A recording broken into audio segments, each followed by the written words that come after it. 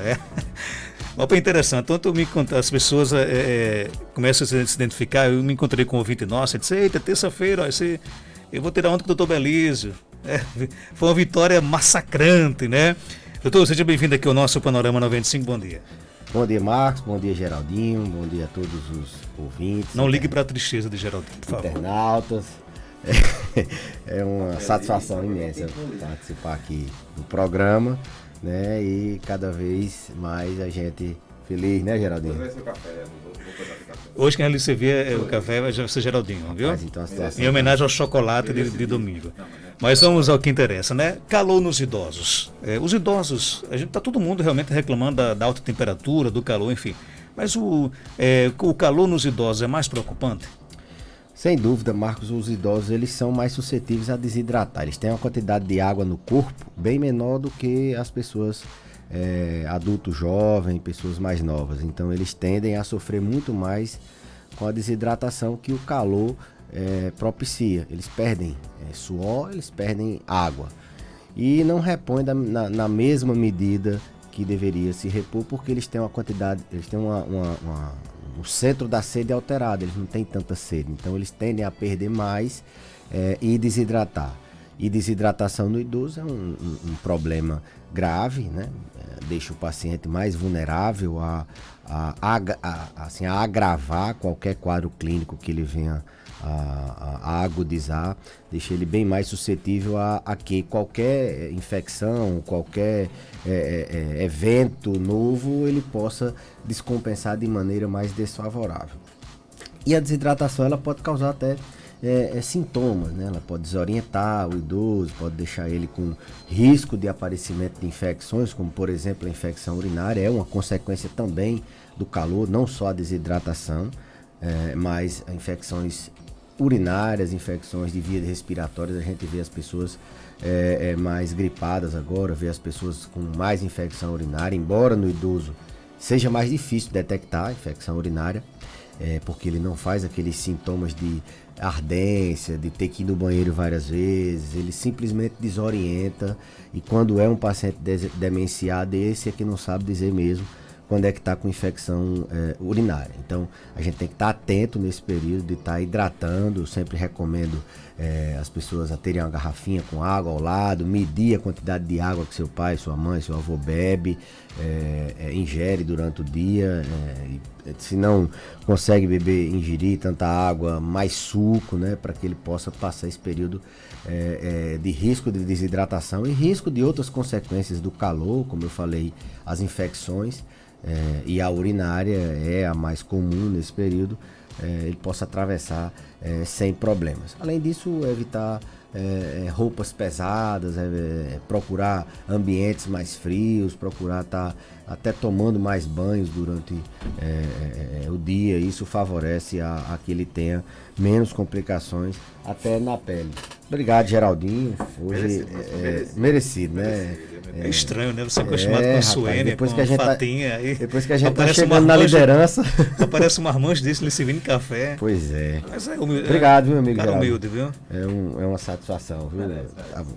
Então, eles estão mais propícios também a lesões de pele, principalmente aqueles acamados. Desidrata a pele, desidrata o corpo, a desidratação leva a uma imunidade deficitária, a pele fica mais frágil do que eles tendem a ter também lesões de pele. Então a gente recomenda roupas leves, ambientes ventilados, para que também ele proteja a pele. Eles caem mais, Marcos, eles têm mais quedas nesse período, em virtude desse processo de perda, de transpirar mais, de perder líquido. Então todo cuidado nesse aspecto de desidratação. E tem uma coisa que às vezes passa despercebido, mas que as famílias devem ficar atentas, aquelas quedas de pressão. O paciente quando fica em pé, às vezes fica tonto, às vezes ele passa muito tempo em pé e ele desmaia. Essas quedas de pressão são mais comuns nesse período do calor, porque eles perdem mais líquido, então o sangue para chegar ao cérebro ele tem uma dificuldade um pouquinho maior, porque ele tem uma quantidade de líquido no corpo menor. Então esse período é o período que os idosos mais desmaiam, que eles têm mais risco de ter tontura quando levantam, que eles comumente chamam de de queda de pressão. Abraçar aqui o nosso ouvinte querido, Vascaíno dos Bons, Dr. Roberto Denista, aqui ouvindo aqui o nosso programa, viu? Mandar um abraço aí para Roberto, né? Grande figura da nossa É sociedade. um secador, mas a gente boa, É um né? vascaíno que a gente tem um carinho especial. Doutor Belísio, então nesse caso a primeira dica é se hidratar. Se você, por exemplo, já costuma ingerir água ou líquido, aumentar essa quantidade, né? Isso simplifica muito as coisas, né? Mas eu acho que o risco das pessoas desidratarem, a gente não consegue só com essas medidas, por inúmero, por fatores diversos, né? Muito complexo isso aí. O cuidador que é mais desatento, o próprio paciente que tem uma demência e não quer ingerir água, ou eles não têm sede, e isso, problemas de ordem do humor, ficam irritados e outros se engasgam. Então são complexas as situações. Então a ideia é que ele a gente faça com que ele ingira mais líquido, mais água. Mas a mensagem, a importância de reconhecer essas complicações também tem assim um patamar, vamos dizer, já que está falando de Flamengo, tem um outro patamar. Você reconhecer um idoso que não está com sintoma urinário, que ele está com infecção urinária, como ele desorientando, a urina está mais escura, ele não está urinando a mesma quantidade de líquido, a mesma quantidade de urina que em outras vezes ele estava urinando. Então você está atento a isso, está atento também a manter ele hidratado, está atento também nas lesões de pele, está atento também se ele está ficando tonto, tendo queda de pressão, está atento se ele vai ter uma infecção também respiratória, uma gripe, uma infecção assim. Então a importância é recomendar que ele faça essa ingestão de líquido. E em casos de suspeita de alteração do comportamento, você pensar sempre, a gente está num período de muito calor, eles são vulneráveis e eles são muito propícios a sofrerem as consequências desse calor. É recorrente a quantidade de pessoas que nesse período sofrem queda porque ficam tontos, tem essa questão da hipotensão ortostática, que fazem infecção urinária. A infecção urinária é a infecção mais comum no paciente idoso.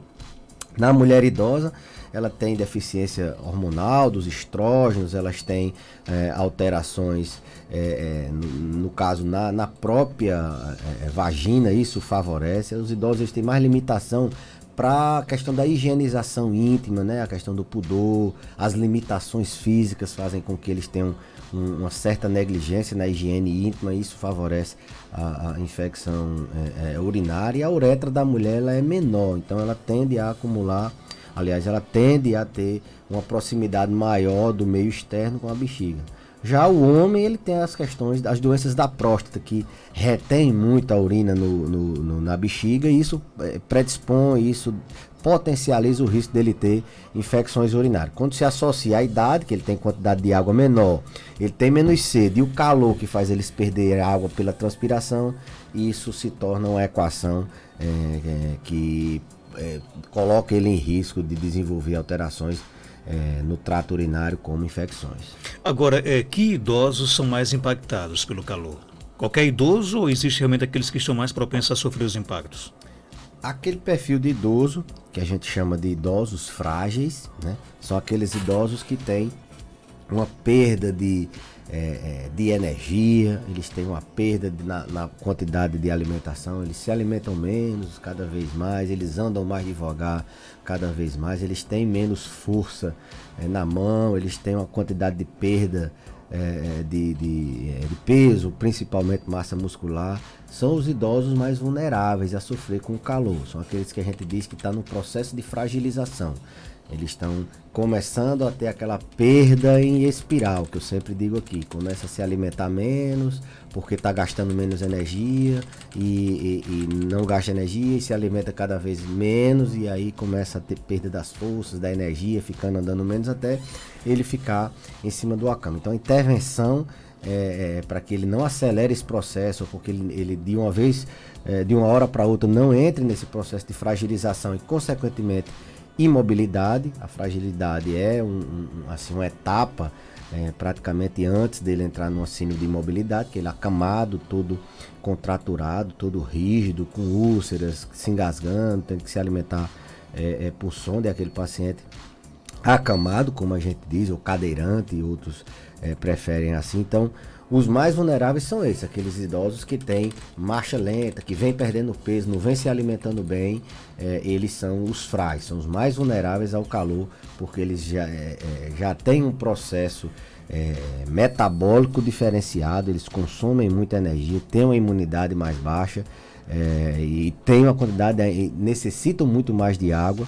Então, esses são os mais vulneráveis. Além desses, os que têm muitas comorbidades, né? Como tudo que o flamenguista, Padre Alcivan chegando aí. A coisa hoje aqui tá rubro-negra, viu? Só Geraldinho estamos que tá... aqui em maioria absoluta, né?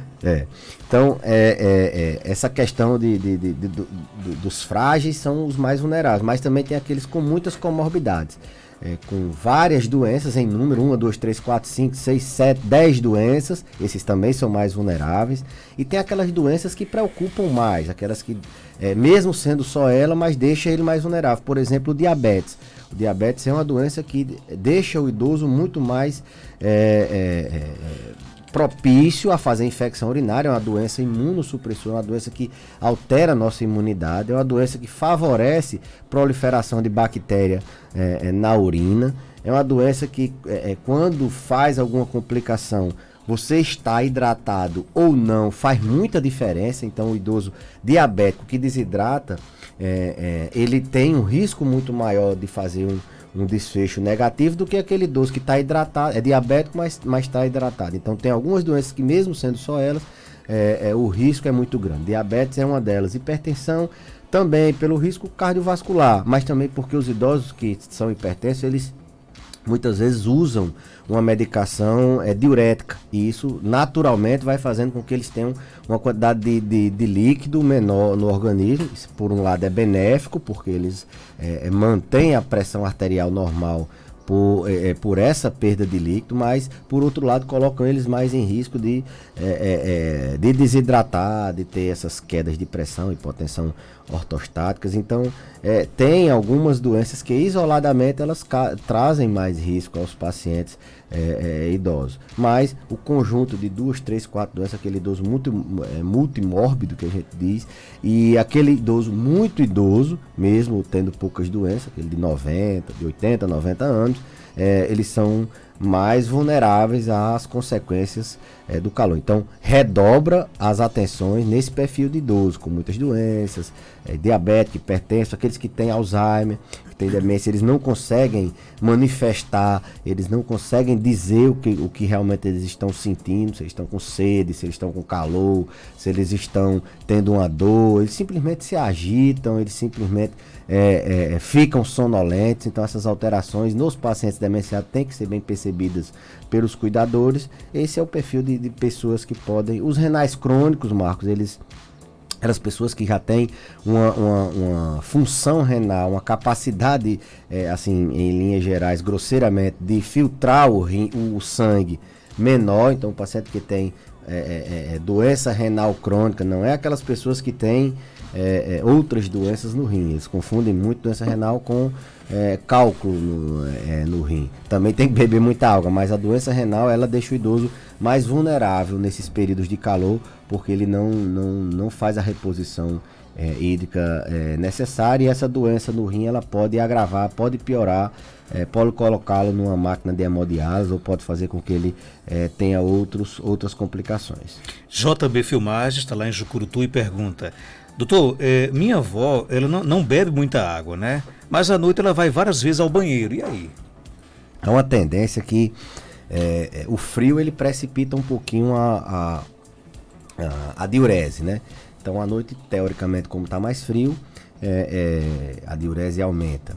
À noite também existem algumas alterações hormonais que durante o dia, a questão do ciclo sono vigília, de dia ser uma coisa, de noite, de dia tá claro, de dia tem uma produção de hormônio X, de noite já tem um metabolismo diferenciado, então eles tendem a urinar mais à noite.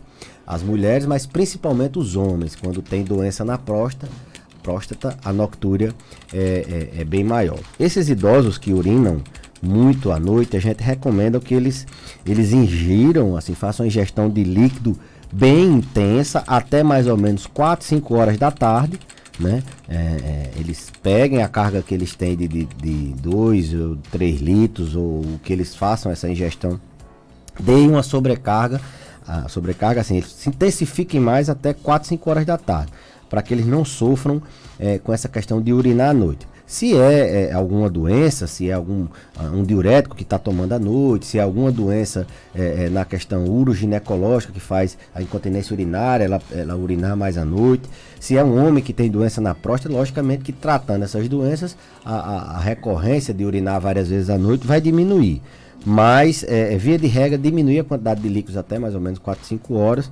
E eu sempre gosto de lembrar de diminuir o risco dele cair nessas horas que a urina, ele acorda para urinar. É muito comum o idoso cair durante a noite quando ele tenta urinar. Eles têm limitações, eles têm risco de queda, eles não têm uma estabilidade postural boa, eles têm risco de fazer hipotensão ortostática, eles quando levantam ficam tontos, eles têm o risco ambiental de escorregar no trajeto do banheiro, eles têm urgência miccional, muitos deles têm incontinência urinária, e quando vem à vontade, ele tem que urinar logo, então ele sai aperreado para ter que ir no banheiro, ou escorrega, ou cai de uma tontura, ou escorrega, ou não dá tempo de ligar a luz. Então, essa urinada à noite, muitos tomam medicamento para dormir. Medicamento para dormir, você sabe que deixa a pessoa sonolenta e meio grogue, assim vamos dizer. Então, quem toma remédio para dormir tem esse cuidado para não cair. Então, eu sempre gosto de orientá-los a... Se você urina muito à noite, procure dormir de fralda, procure deixar o acesso ao banheiro o mais próximo possível, uma paradeira, coloque ali o banheiro, alguma coisa, um mictório ali ao seu lado, para diminuir esse risco de cair, porque eles sofrem muita queda quando vão ao banheiro à noite. E tratar o que está acontecendo, que ele está urinando 4, 5, 6 vezes só à noite, e de dia urina pouco. Não é uma alteração comum do envelhecimento. Doutor Belísio, quando o idoso tem Alzheimer, se treme muito e se as pernas ficam fracas, é normal? Não, a doença de Alzheimer ela não cursa assim, com tremor, não é um sintoma da doença, não. Mas o envelhecimento ele facilita tremor. À medida que a gente envelhece, a gente tem um aumento na incidência de tremores essenciais, que são tremores bilateralmente, que acontecem bilateral, dos dois lados. É um tremor diferente do Parkinson. Eu já falei em outras oportunidades, a gente treme quando está mais ansioso, mais fazendo algum movimento. Esse é o tremor essencial. E o Parkinson é aquele tremor que a gente está parado e tremendo, né? Quando ele vai fazer alguma coisa, ele para de tremer. E o Parkinson geralmente é um tremor unilateral. A doença de Alzheimer ela não tem assim, uma associação com tremor. O que tem é que medicamentos para tratar a doença de Alzheimer e para tratar as complicações da demência de Alzheimer, como agitação, agressividade, alucinações, sintomas psicóticos, neuropsiquiátricos, esses medicamentos eles podem causar um certo tremor.